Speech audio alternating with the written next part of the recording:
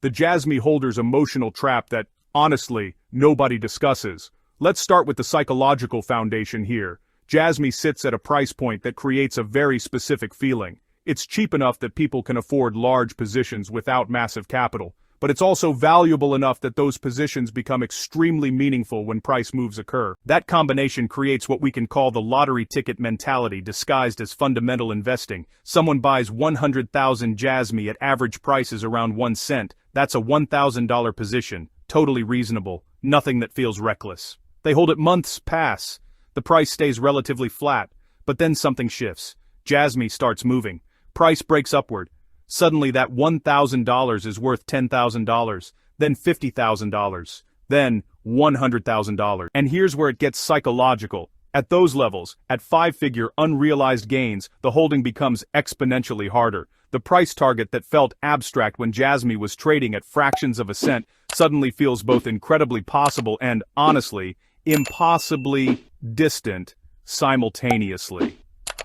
The brain is processing something genuinely unusual, watching money appear and disappear based on minute-to-minute price action. That psychological pressure is what Matthew Perry emphasizes throughout his analysis. He's not saying Jasmy can't reach $17, he's saying the actual human behavior between buy at a penny and sell at $17 is far more complex than most people want to acknowledge. The $2 level represents the real pressure point. Here's where, Matthew Perry's framework becomes genuinely useful. He argues that the psychological breaking point for most Jasmy holders doesn't arrive at $5 or $10 or even $17, it arrives at $2. Think about that level's mathematics for a second. A position that cost $1,000 to accumulate is suddenly worth $200,000. That's not just theoretical wealth, that's honestly life-altering money. That's down payment money. That's debt elimination money. That's emergency fund money. And that's exactly when holding becomes brutally difficult. Because at that point, you're no longer holding an investment,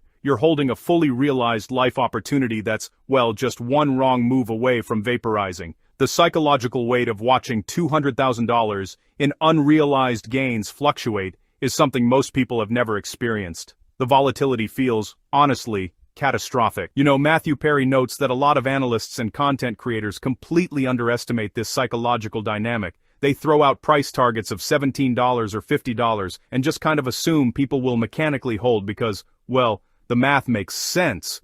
But, honestly, human psychology just doesn't work that way. You can't really convince someone, just with logic, to watch $200,000 of unrealized gains without acting on them. Taking profits isn't failure, it's actually realistic wealth building, and here's what Matthew Perry articulates that absolutely matters. Taking profits at intermediate levels isn't admitting defeat, it's not losing conviction in Jasmy, it's not paper handing, it's actually the psychologically healthy and honestly financially realistic decision that most successful investors make. So, think about the actual probability distribution here. Jasmy does need to reach $17 for the biggest price targets to materialize, but, realistically, how many people will actually be holding their full position when that happens? Historical data suggests, almost nobody.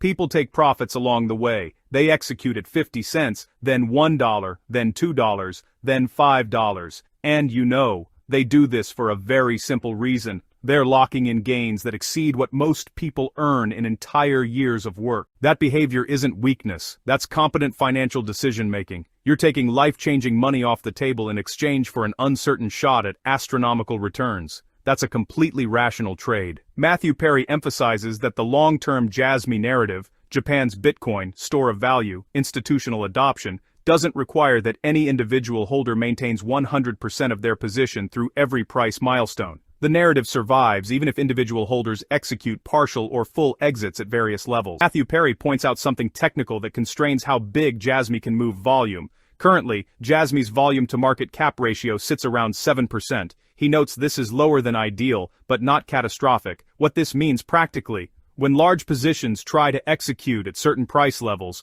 volume constraints become real. If you're sitting on 1 million Jasmy tokens and you want to exit at $2, the question becomes, is there actually enough volume for that order to execute cleanly, or does the order itself create slippage that reduces your effective exit price? This is a technical reality that doesn't get discussed much in those motivational price target videos, but it's incredibly important for actual execution. Now Matthew Perry isn't using this to say don't bother, but rather to emphasize that your exit strategy matters just as much as your entry strategy. The time dimension changes everything.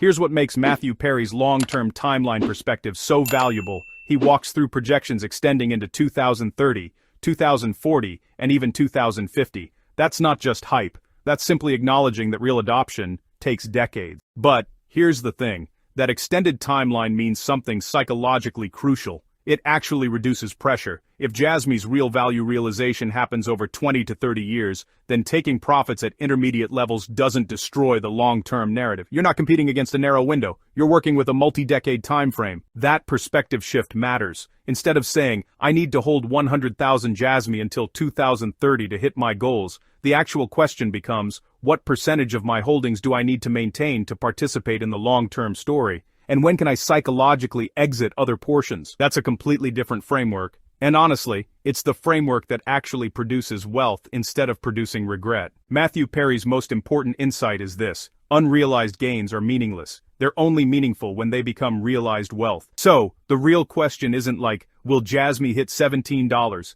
The real question is, what price level will I actually execute at, and is that level realistic given typical human behavior? If the honest answer is $2, then congratulations. Turning a $1,000 position into $200,000 is a massive success story. That's generational wealth for someone starting from nothing. That's genuinely life-changing. But most long-term Jasmy content frames that $2 exit as failure because it's not the $17 target. That psychological framing is absolutely destructive. It makes people feel bad about wins they should celebrate. Alright, if this breakdown of unrealized gains psychology and realistic profit-taking strategy just reframed how you think about your Jasmy position, you need to understand the deeper mechanics of when to actually execute. Most creators just say hold forever, or take profits.